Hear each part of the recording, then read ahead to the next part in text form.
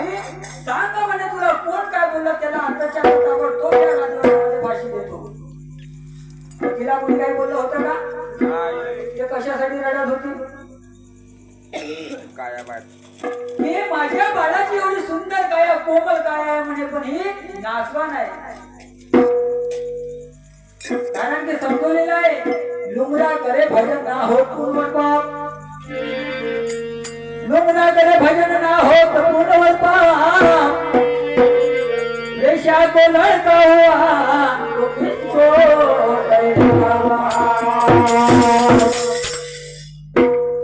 मला कोणी काही बोललं नाही रे म्हणे. मग आई तुला कोणी काही बोललं नाही तर रडण्याचं कारण काय?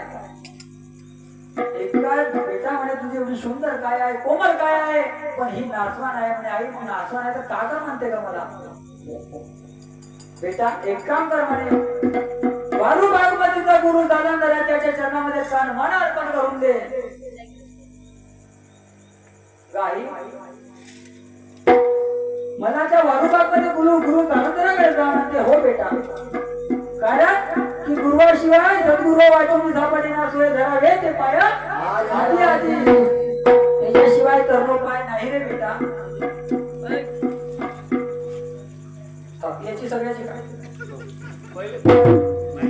तर पाय नाही रे.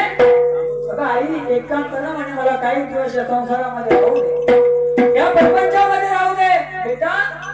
क्षणाचा भरोसा नाही आहे रे म्हणे. क्षणाचा क्षणोक्षणी हाची करावा विचारा करावा पारा.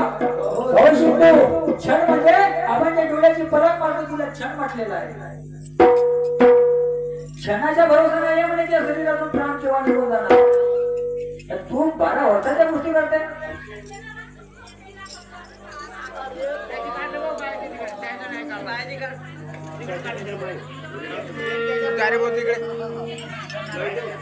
आईच्या गोष्टी ऐकला